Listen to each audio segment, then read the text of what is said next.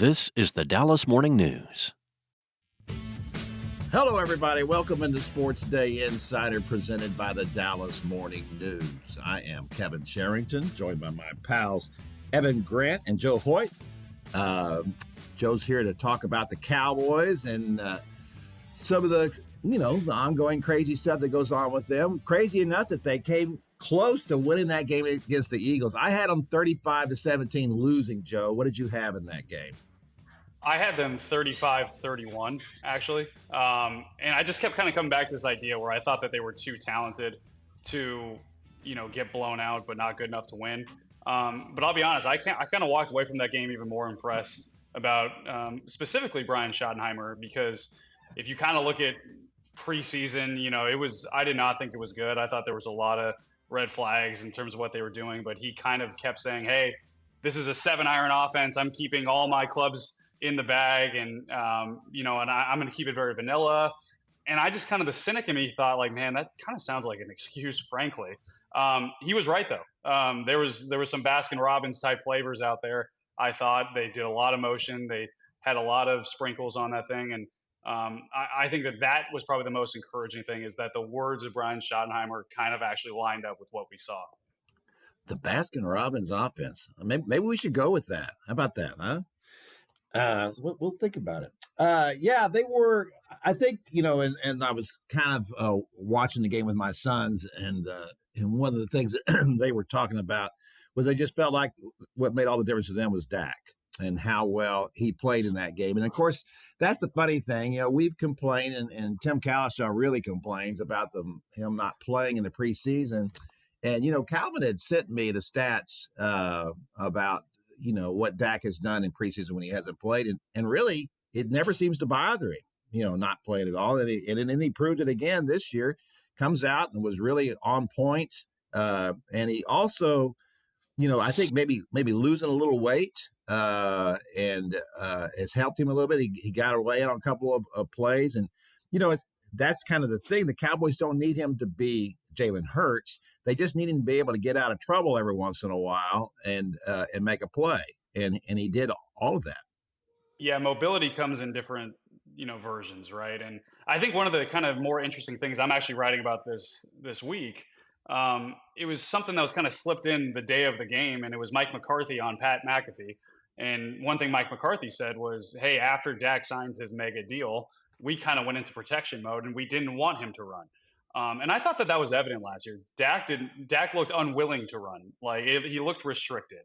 Sure. And ultimately, when, he kind of got pressed on it, he decided to run a lot in Atlanta. And, now when you're in your 30s, this has happened to me before, where you try to go run and you haven't ran in a while, you're going to pull something. And that's kind of what happened with Dak. And I think that running this offseason was such a huge emphasis for him. Jake Ferguson called him the Slim Reaper because of how great a shape he's been in. And I think it was evident in that game. The Cowboys offensive line, allowed 11 pressures, which is a good amount of pressures. But the fact that there was no sacks allowed, I think, is telling, because of Dak was getting the ball out quickly. And when he wasn't able to get the ball out quickly, he was able to move around and kind of make things happen. I thought that was one of Dak Prescott's better games. And the two X factors I thought kind of coming into this season, the biggest, potential catalyst for this Cowboys team was Dak Prescott's performance, whether he could be 2023 Dak, that MVP runner-up kind of caliber guy, who had a full offseason with CeeDee Lamb and watched them work. And then I thought Tyler Guyton was the biggest other X factor. Could Tyler Guyton simply be serviceable? If he could be serviceable, I thought that this offense could actually have a chance to be full. I thought Tyler Guyton was better than serviceable. He wasn't fantastic. He allowed a team-high 5 pressures, but they also weren't detrimental pressures. I don't think that they were, hey, Ole, swing and a miss, and here comes a guy freewheeling. I thought Tyler Guyton showed a significant amount of improvement from where he was in his rookie season, which is telling, because he didn't have a lot of this offseason, a lot of training camp to get ready for this game.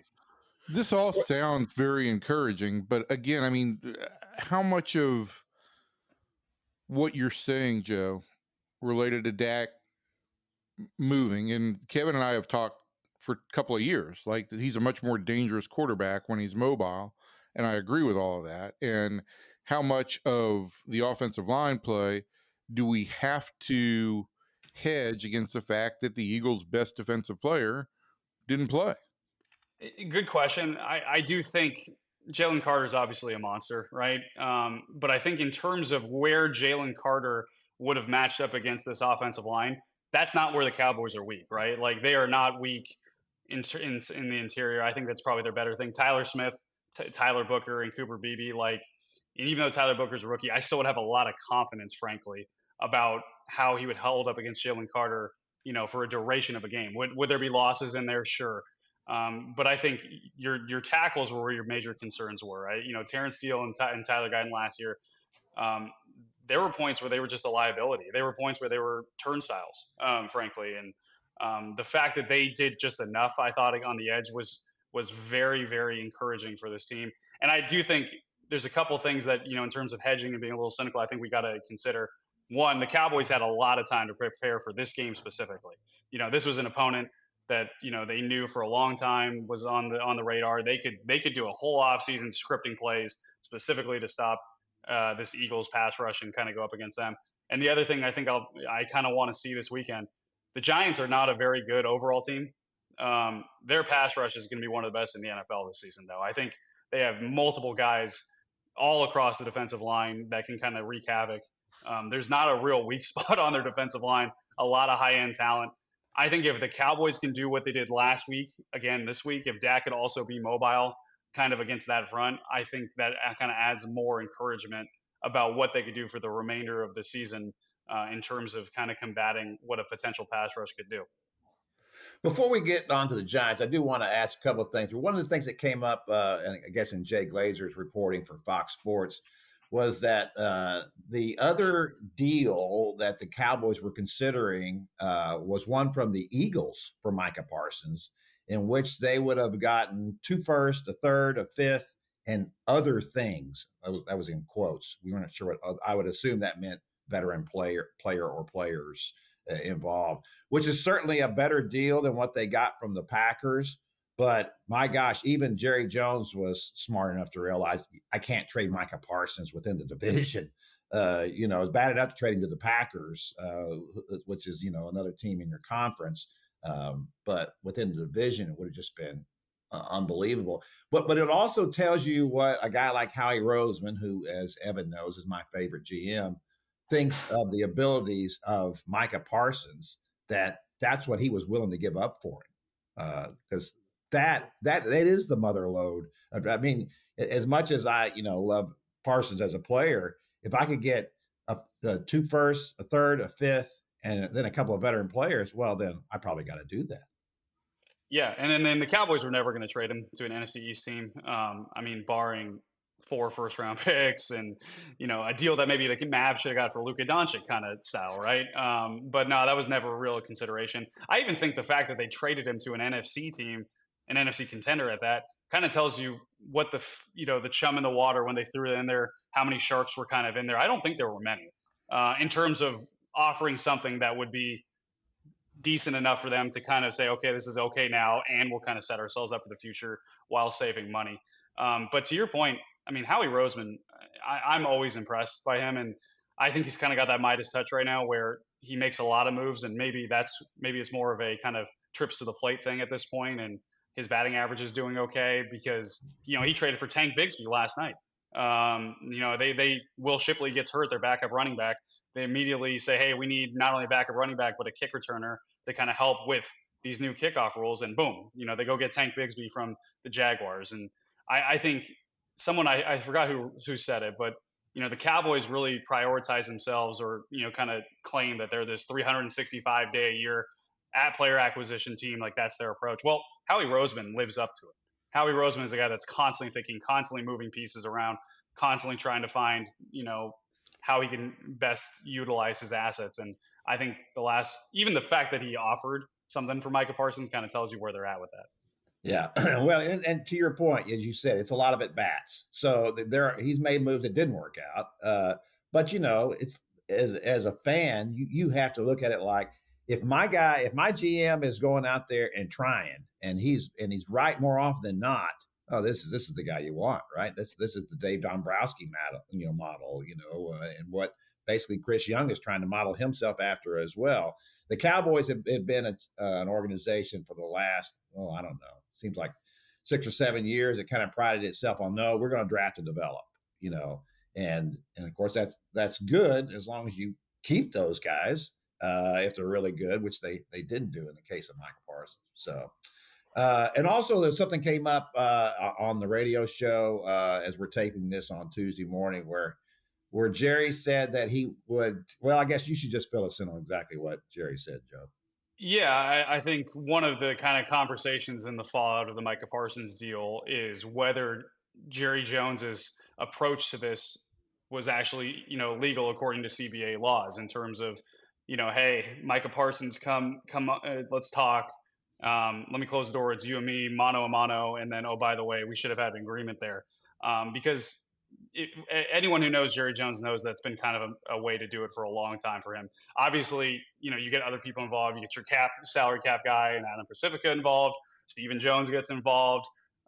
They deal with agents all the time, right? But Jerry Jones has kind of made it clear, I want to deal with player directly, and I want to see the look in his eyes when I move off my mark. That's one thing Jerry has said. I want to see the look in his eyes when I say, you know what, I am going to give you money, life-changing money that you've never had before. That's going to be me. And if I'm doing that, then I should be the one dealing with this directly, not, non-authoritative people is kind of the way he does it. There's been questions in the NFL community about whether or not there is legality to that according to the CBA.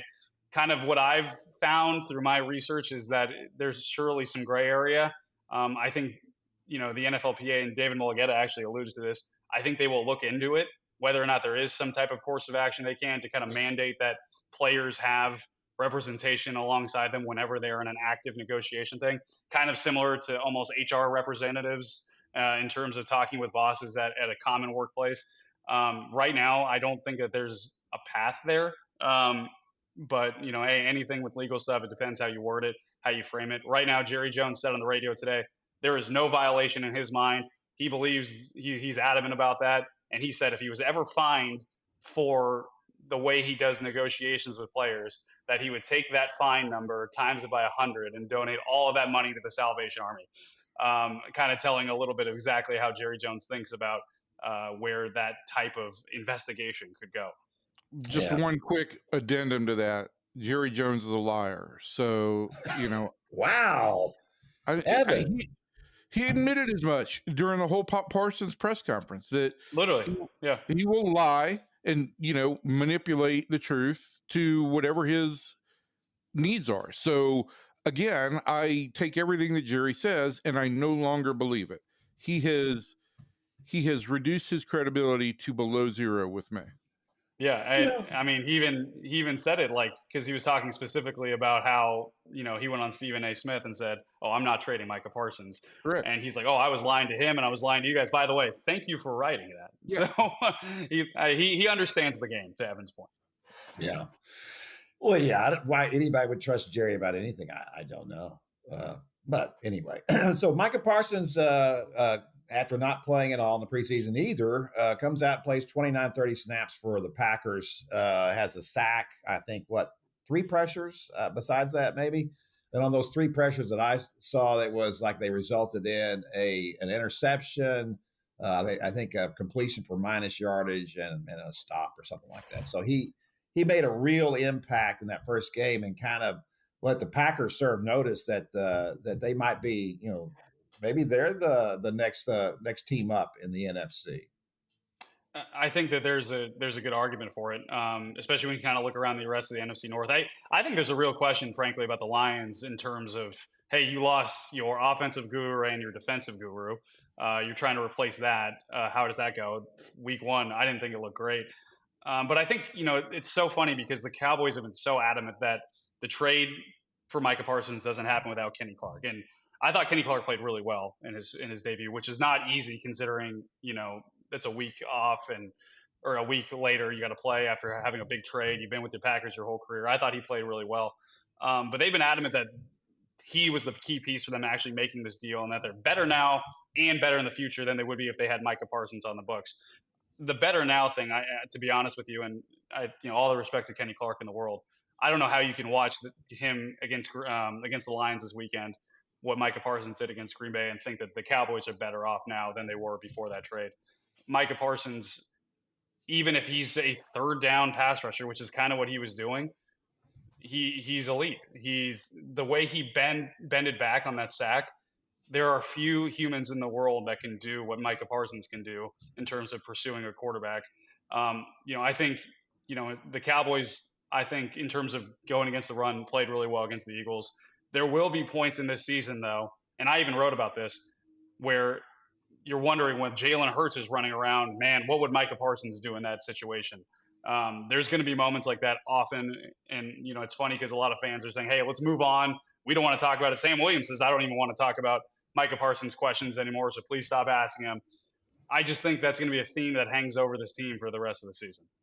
You can't move on from that stuff. It's like I did have a few fans after Luka was traded saying, "Oh, can we just move on from that?" And I said, "We haven't even gotten through the whole rest of the season yet. I mean, and then you got to deal with the next season. No, we're not going to stop talking about this. But this will go on for at least a year." That's just fans being emotional. I mean, that's why fans are fans. They're emotional, and the bottom line is that Parsons and the lack of Parsons and the return on Parsons is going to continue to be a story. You can't just talk about big trades when they work. We in this town have quoted the Herschel Walker trade for 35 years now. Yeah, 35. Yeah, sure. Yeah. So the Vikings don't like to talk about the Herschel Walker trade. So that's what the Cowboys are going to have to deal with. The players, the front office, and their fans. And to that point, I mean, Joe, based on the way the Cowboys played, which I thought, again, was better than I expected, if Parsons is on the field, do they contain Hurts better, and do they potentially win that game? I think they do contain Hurts better, because I also think that the way that the Cowboys were planning to use use Parsons, I think would have been a little bit more versatile than, just saying, hey, go line up at edge rusher and kind of come off the line and go think. I wouldn't be surprised if they used him a little off ball and used him as a spy, frankly, on Jalen Hurts. Say, all right, Jalen, you want to kind of sit back there and, think where your escape route is? Well, there is no escape route if Micah Parsons, a lion is lined up across from you. So I to your point, I think that depending on how they would have used him, and I know that they already had plans to use him a little bit differently, I think that there was a good chance that the Cowboys would have contained Jalen Hurts better, and if they do, they might win that game. And if CeeDee Lamb catches some passes there in the fourth quarter, they might win the game. If Jake Ferguson catches the ball, over the middle that he normally catches, they might win that game. Overall, they were in position to know, and I do find that somewhat encouraging in terms of the rest of the season. Yeah, I got to tell you one last thing about Jalen Hurts. And with all due respect to him, and I think he's really good at what he does. But when he gets loose like that, it's not like he's juking and getting around people. He just starts running. There's nobody there. Because everybody's trying to take away his receivers, right, and try to make him and force him to do that. But when you do that, you've also got to maintain your rush lanes and all that, and keep him from just taking off, because it's ridiculous. And to your point about, using Micah as a spy. Yeah, absolutely. That's what you do. I put Micah. Jalen Hurts is the most dangerous guy on their offense, right? So that's the guy you have to stop first. It seems pretty simple to me. All right, let's talk about the DeMarvion Overshown, by the way, would be that guy, I think, in the future too, if he's healthy. Oh, you're right. No question about that. And he's faster than Micah is. He's really fast. All right, let's talk about the Giants in a little bit of time we got left here. What should we expect? Russell Wilson will be the starting quarterback, because there was a question about that. Yeah, he will be the starting quarterback, but I think the Cowboys are going to prepare for Jackson Dart as well. And I think the Cowboys have a leg up in terms of preparing for Russell Wilson. Obviously, this is a guy that he's been in the league for a long time. There's a lot of film on him, but perhaps no one in terms of opponents knows him as well as maybe Brian Schottenheimer does. This is a guy that was his play caller, and not only was his play caller, 5 years ago, but that's when Russell started to kind of tear off a little bit in terms of his escapability. I think Brian Schottenheimer knows Russell Wilson extremely well. I think that'll help.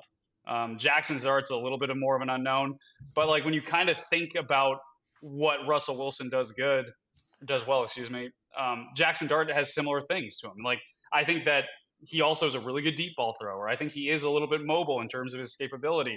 I think they're actually similar evaluations. They're different in terms of their bodies and kind of a little bit in details and how fast and maybe how tall they are. But I actually think the evaluations are pretty similar, which should kind of help in terms of what the Cowboys are going to be doing in terms of scouting against the Giants. I think when it comes to the Giants, the two things you got to worry about are the pass rush and then Malik Neighbors specifically. They might target Malik Neighbors 15 times this game, 16 times. I'm very curious to see whether or not the Cowboys have someone that travels with Malik Neighbors. One of the takeaways from that first game against the Eagles, the Cowboys ran no man coverage, zero. They ran zone coverage the entire time, and they said, "Hey, we're going to use our corners, our athletic corners, to try and beat you that way." It worked out well against the Eagles, I thought. I don't know if that works out well against Malik Neighbors. Yeah, I don't know how well Malik Neighbors is going to work out in New York.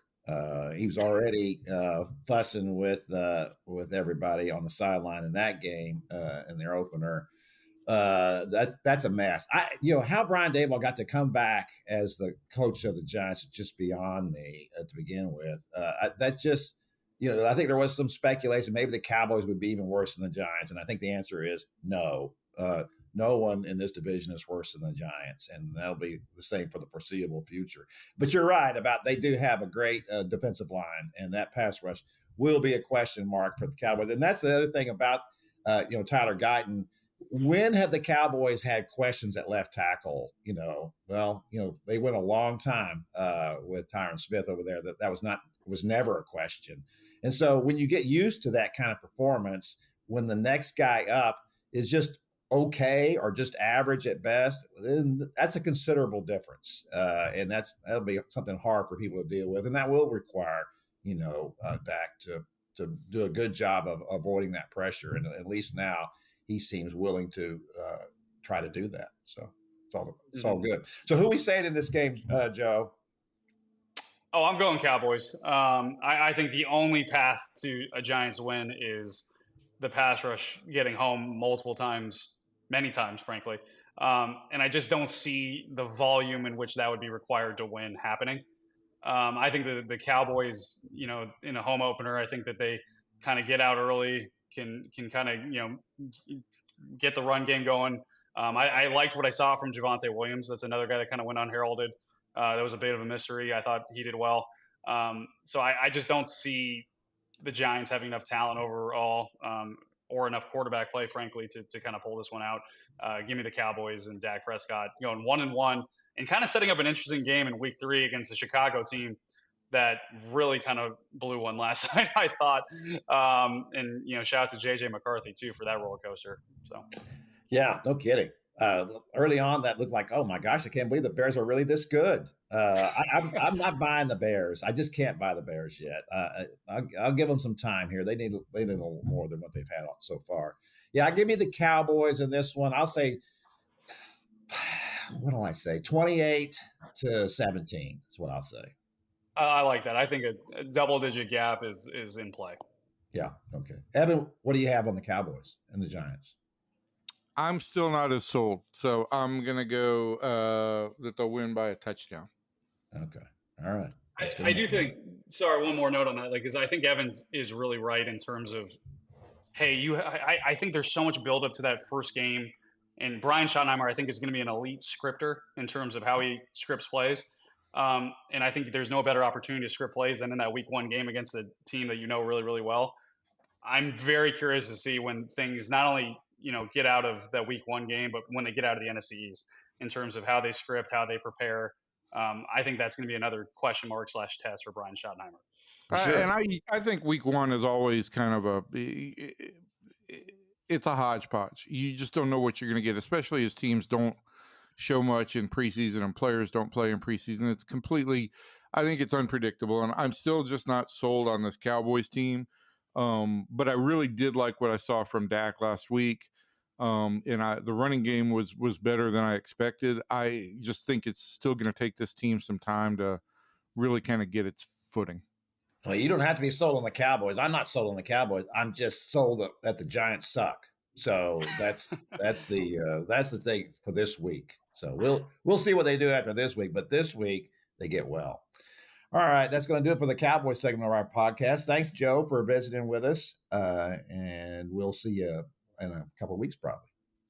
Well, here we are as we take this on Monday. The Rangers have won the first. Well, I guess you say it was Michael Hellman 5, Brewers 0 in the opener of that 3-game series. They're playing some of the best teams in baseball over this stretch, and they will continue to do so. Playoff-bound teams, or at least teams trying to get in the playoffs or close to it. And they continue to play well, Evan. I mean, what the heck about this team anyway?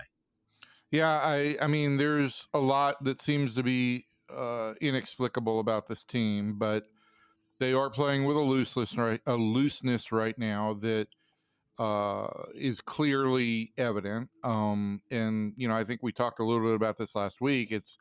It's hard to tell. Did the looseness happen first, or did the success happen? But the two go hand in hand. There are guys that I think the best thing for me, or the best way to put this, and of course last night Michael Hellman hit a grand slam. It was first grand slam by a Ranger this year, and you did not have that on your bingo card. But and then a run scoring double. But the thing for me is, like, going back to last week and the extra inning win against Arizona, Cody Freeman had a great 2-strike approach. Didn't try to do too much.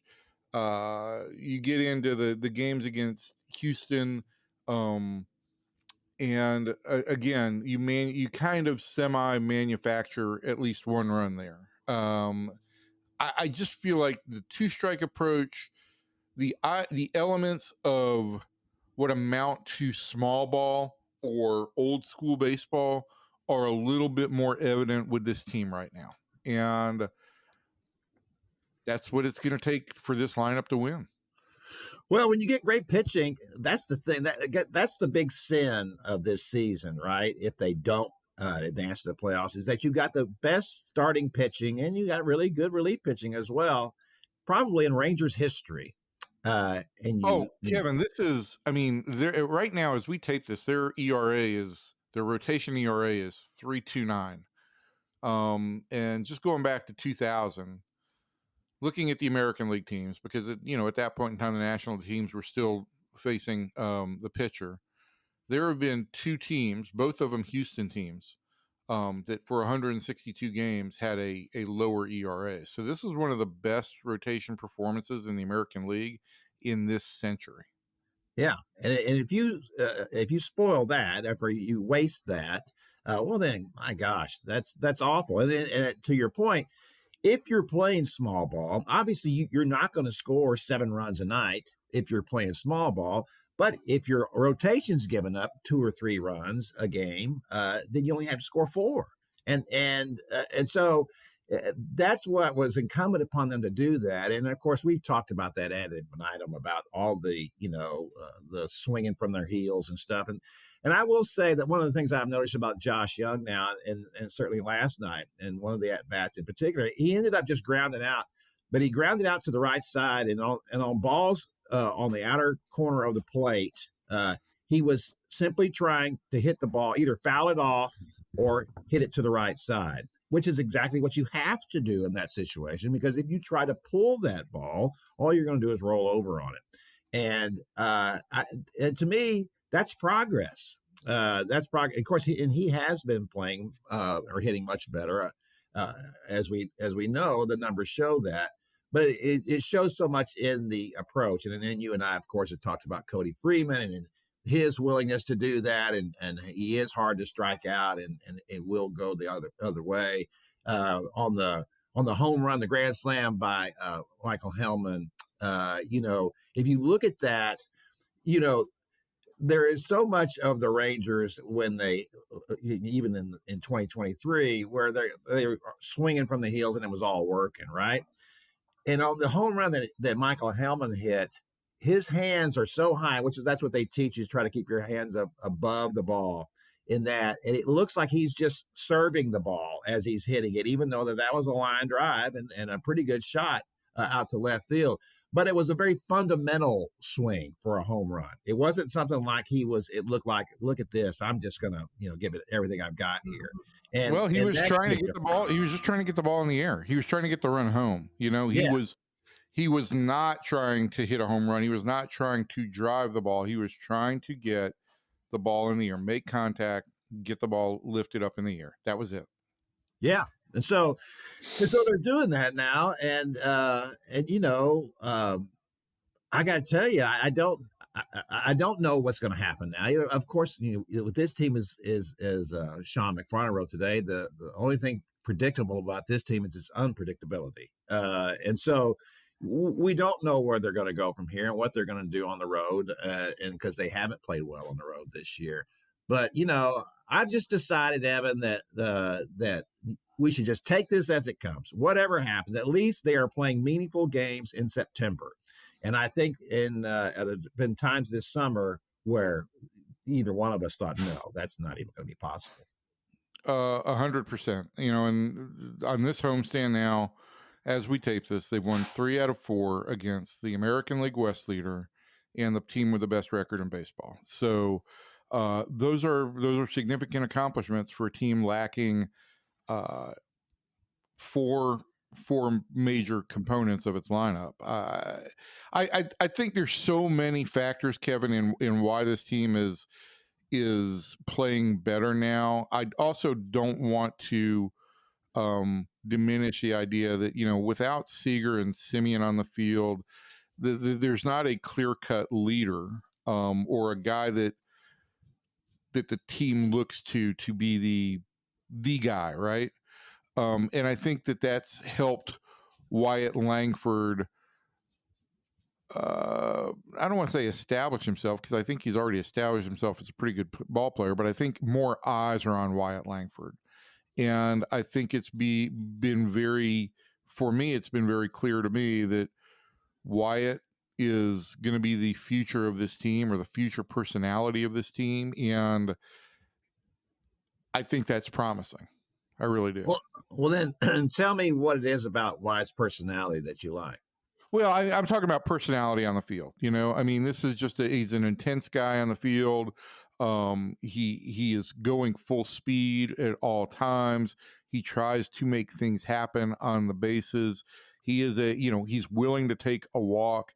He's not just wanting to go up there and swing from his heels. He knows that there are other elements of the game, and I think that's what I think that there's going to be some turn of the ship of Major League Baseball more towards guys who are willing to do what it takes to make contact and put the ball in play. I think hopefully the 3 true outcomes era is going to be on the downside, and I think he's going to be a very valuable player in that regard. It's an interesting thing you bring that up, because, and we all know this. I have this same thing myself. I came up as a columnist, not on the heels of, but in the Blackie Sherrod era, and then the Randy Galloway era. And when you are doing that, it's like, gosh, I don't really feel like I can branch out and say this and do this and have this kind of voice and do whatever I really want to do. That's just part of my personality. I just, I'm very deferential to people who are really good at what they do. And so that's difficult. And I think that the same thing for a Wyatt Langford is that, I got Corey Seager here. This guy's a potential Hall of Famer. I gotta defer to him. I gotta let him be who he is. And the interesting thing about that is that I think Corey Seager would be just fine with Wyatt Langford being the center of this team. We know that because he was that way with Adolis, right? He loved Adolis. Love the personality. I agree. I mean, Corey wants to go out there. I'm trying to come up with the right words. I mean, he's an artist when it comes to understanding his at bats and his bat control and all of that.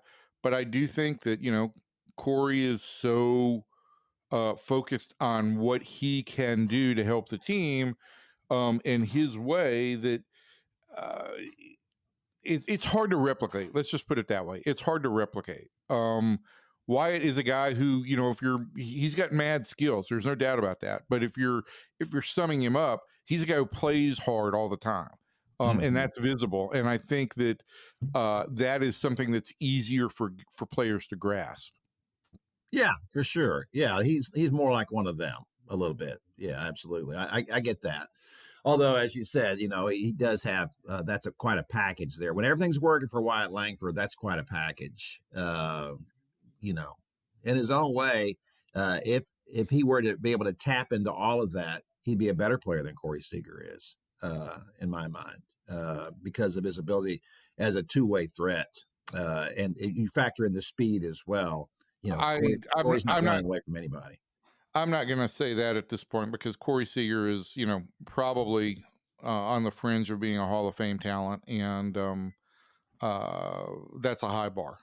It is a high bar, but if we're in a different way, yeah, it is. But I'm just saying, to me, the top end for Wyatt Langford is 30 home runs, 30 stolen bases. A guy playing maybe not Gold Glove level defense, but close to it.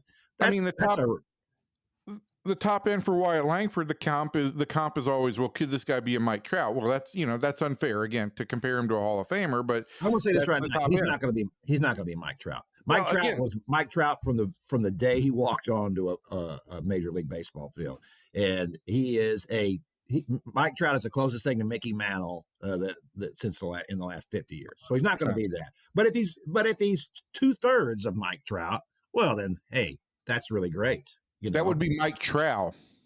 I don't know. I'm not sure about that. Mike Guppy.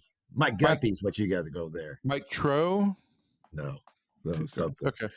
So anyway, it's very promising for the Rangers now. So look, give us an idea here on people coming back here. We've got Tyler Mahle, who is already made a couple of appearances. Here's the rundown. Mahle should be back this weekend. I think there's going to be some question about exactly how the Rangers use him. He could go into the rotation and replace Jake Latz. If Latz is more needed in the bullpen, but look, Jake Latz has pitched really well as a starter. I think there's certainly a possibility that those guys kind of piggyback the first couple of times out. Let me ask you this real quick before you go any further because of Jake Latz. I'm a big fan of Latz. Is there any possible way that he is in the rotation next year? I think, and I tweeted this last night, I think it would be a shame and it would be a mistake if he's not given an opportunity to start next year. The only thing we haven't seen is he's going 5 innings and that's it. He threw 84. He threw 84 pitches, and it's last night. And the question is, would he be a 5-inning pitcher? But if he's a good 5-inning pitcher, that's still an asset. That's a number 5 to me, right? And again, the question you then get into is he more valuable as a number 5 starter, or is he more valuable as a high leverage bullpen arm? I don't know that I have the answer for that. That's a great answer. Yeah. I do think that he's pitched well enough to deserve an opportunity to be considered. Yeah. Secondly, I think that the next one up would be Adolis Garcia. He could join the team potentially sometime during the Houston series next week. After that, you might get Sam Haggerty. I think Sam is as close to an all or nothing thing. He's going to start a rehab assignment sometime this week. If that goes well, then he could be back sometime next week. If it doesn't go well, I think it's going to be a point where the Rangers pretty much have to shut him down because that ankle's just not going to respond. And there is some uncertainty about that. Danny Coulomb is going to throw on a rehab assignment sometime this week and could be activated by the weekend. That's a possibility.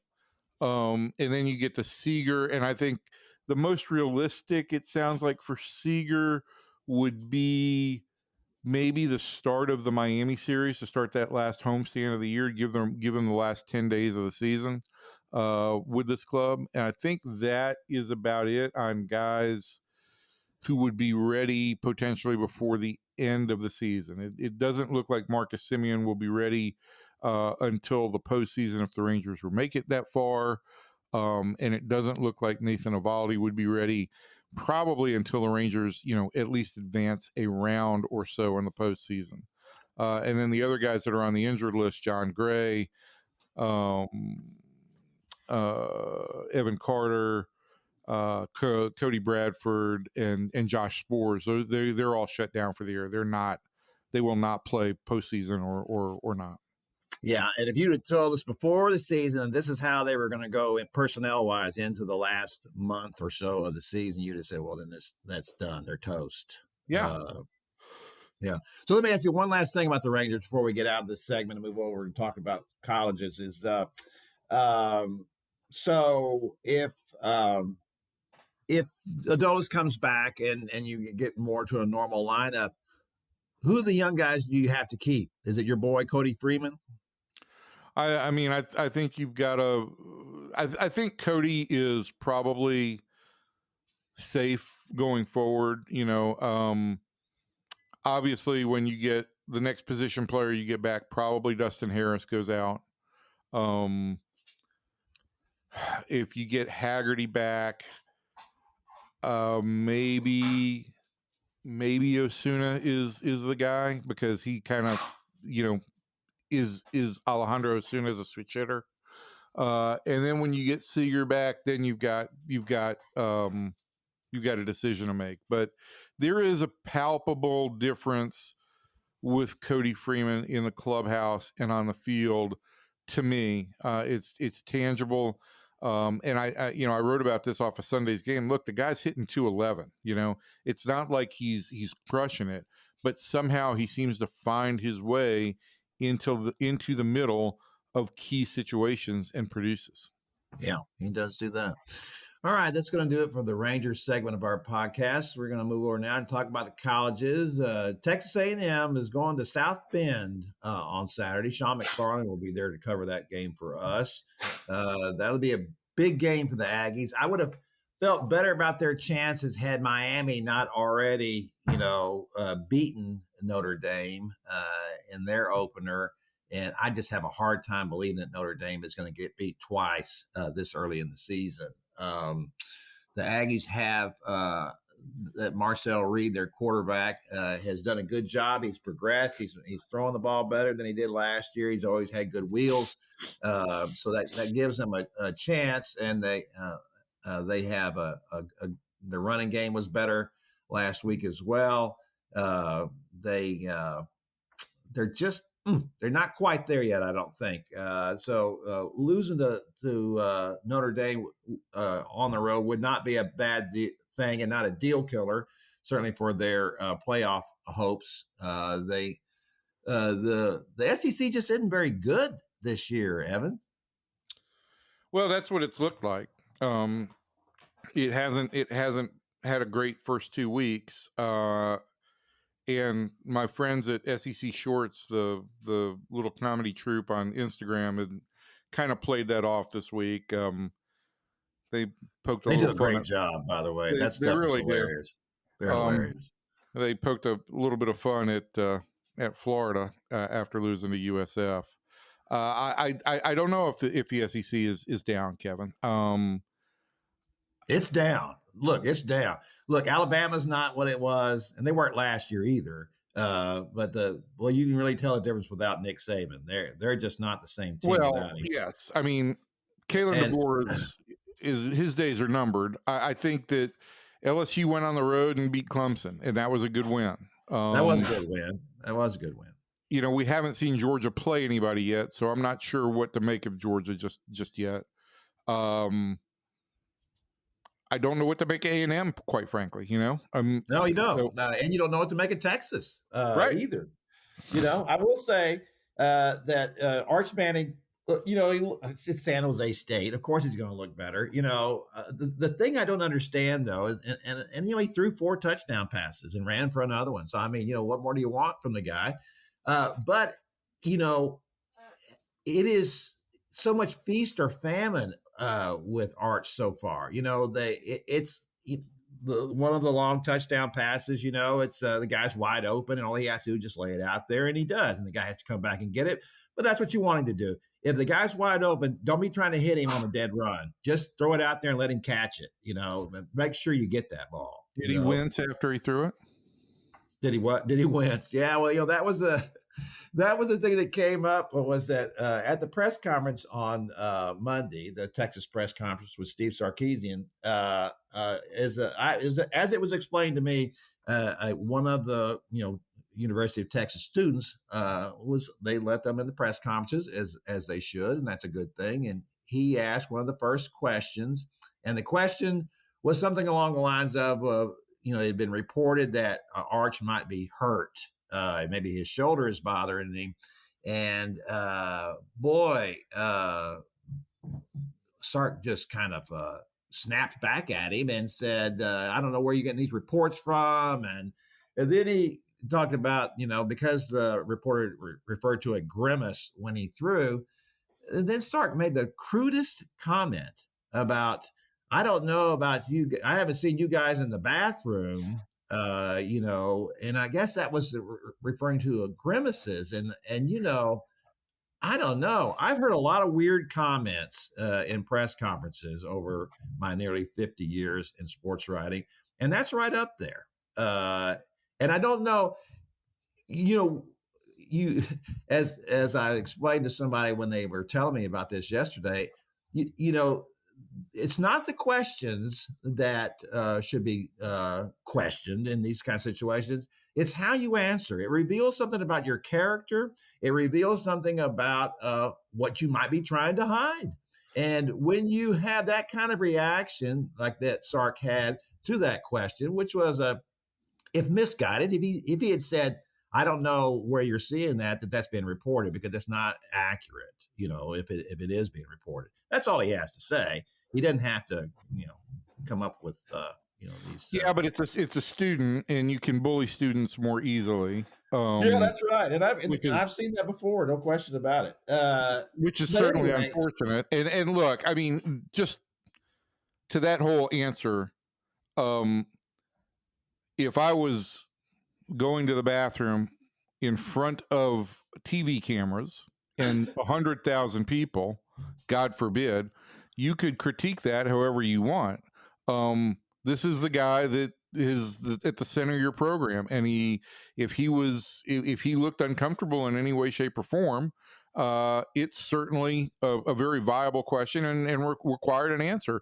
And Sark could just like you said, it's not that hard to answer these questions. It's not that hard to say, look, we've gotten no indication that he's hurt. We've gotten no feeling from him that he's uncomfortable. And so I just think any reports of him being hurt are inaccurate. And that's a completely fair answer. And you've defended your player, but to do that, you're just taking a shot because you can bully somebody, and it's not a good look for Sark. It just isn't. No, not a good look. Well, I will say this: I find it hard to believe that his arm hurt. He's throwing the ball. He's throwing fastballs every time he throws. So if your arm's hurt, it seems to me you wouldn't be able to do that. Now, I don't know about the look on his face when he's throwing the ball or not. I don't know about any of that. I do know this. I don't understand why they aren't trying to let him just drive the bus. Just let him drive the bus. This is a really talented team. Why is it that you're going out there and, man, you're just trying to light things up? And then because, when you're, of course, out at midfield, you can throw a 30, 40-yard pass. The Texas problems have been throughout Sark's tenure there at Texas in the red zone. They are very inefficient in the red zone, and that requires you to run in plays that are a little more intricate. I mean, that are a little more simple, where you're trying to just to move people, and that's what they need to be doing, and letting him do that.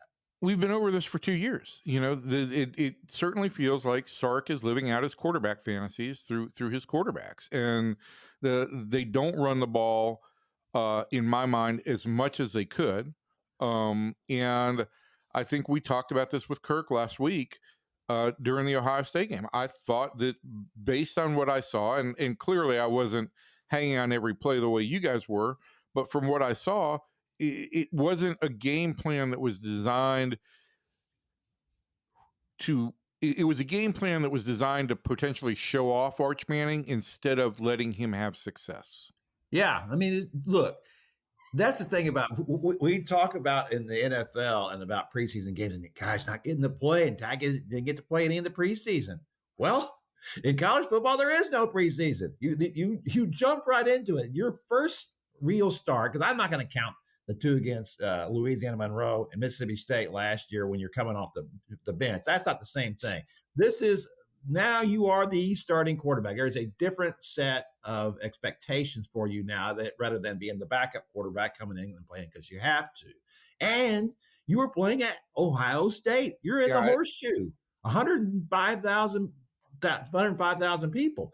So when you're asking a guy to do that, it seems to me I want to make this as simple for him as possible. Because look, the big benefit of him, and we saw that in that game in Ohio State, was that, and he rolls out, he is a danger to run. And that 15-yard run that he had at one point in the game was just a thing of beauty. And Quinn Ewers was never going to do that. So that alone is what he gives you that Quinn didn't. And to think that not only we're going to get that from him, but we're going to have him be this gunslinger, kind of throwing this. All of a sudden, he's throwing sidearm passes, and Sark explained that away by saying that, well, he was throwing the ball sidearm because he's not getting his feet correct. Well, okay, then all right, work that out, get that right, because you're not going to be as accurate throwing that way. I wouldn't think. I had, other than seeing him last year, of course, I'd never seen the kid play at all. So I wasn't sure exactly what his style looked like, although he is throwing a lot of sidearm stuff now. So I don't know how that translates. I don't know if he's having trouble throwing the ball over the top, if that's because his arm hurts, or if because his footwork is just not good. I don't know what the situation is. But he's got another week here where he's not going to have to worry about it and get things right. They don't have anything going until they play Florida. And now, who knows how good Florida is? Well, who knows if Billy Napier will even be at Florida at that point in time? Well, I know. I will say this, and you can't you lose to them, but it's anytime I picked the USF to cover in that. It's a state rivalry. You're playing the big team in the state. You're going to be up for that, but you can't lose. Oh, if you're USF, yeah, for sure. But you can't lose in the swamp to USF. I'm sorry. You can't. No, you can't. You can't. But I didn't pick them to lose. I just picked them to, cover. So yeah, this is the Billy Napier story, though, right? It's just been a disaster. That's a real, problem for me, because I look at Florida much like I look at Texas. You are the biggest school, or at least the one with the most tradition in the state, in a state that produces a lot of really good players. Now, I know that Florida has, like Texas, that has a lot of competition for that talent in the state, and there are some really good programs. But Florida should be really good. Florida should be, to me, in my mind, one of the top 2 or 3 teams in the SEC every year, because they have that natural talent base that Alabama doesn't have, and maybe even Georgia doesn't have. Only LSU has a better talent base, in my mind, than Florida does in the SEC. I would take up for my home state here and say I think you're underestimating the talent from Georgia a little bit. But that's Georgia talent. They suck. There's no players in Georgia. Okay. No? No, they're good because it's got Atlanta. That's the great thing that Georgia has over other teams in the South, is it has a major metropolitan area. And most of them don't.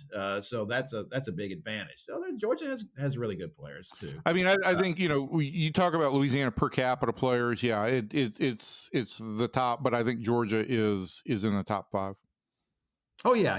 I would say for sure. But I'm just saying that's what Florida has, and for them not to be able to maximize that is really. Yeah, and you're right. I don't know if Billy will make out the rest of the year. Of course, they gave him that extension, which is a huge mistake. And that is the mistake that these programs always make. If a coach is close to getting himself fired and then he kind of turns things around at the last minute, the last thing you should do is reward that person with a contract extension, because it's just going to happen again. It happens time and time again in those That's situations. that's just panic. It is panic. All right. Oh, and we didn't even mention the fact that SMU lost to Baylor, which was that's a bad loss. You can't be losing to an unranked team, even though I think that Baylor's pretty good. Their defense is not very good, and that's a problem for a guy like Dave Aranda, the head coach, who is calling the plays on the defense. That's one of the reasons that you're even got hired, was because you're a great defensive coach, and they are struggling defensively. So I don't know why that is, but Sawyer Robertson right now is the best quarterback in the state. He is in 3 consecutive games, including last year's bowl game. He's thrown for over 400 yards in each of those games. He's really good. So they might be able to do something. It's going to be interesting in the Big 12 this year. I think TCU's got a shot to win it. I think Tech's got a good shot to win it. And I think that, Baylor might even have a shot to win it at this point. So there's not a lot happening outside the state in the Big 12. So that'll be interesting as it develops. All right, that's going to do it for our podcast this week. We thank you for coming in and listening. We will be back next week, and we'll have a little bit more. We'll know about all the teams we just talked about, including the Rangers, who will be early next week in a pivotal series against the Houston Astros at Dakin Park. So from everybody in here to everybody out there, thanks, and we'll see you next time.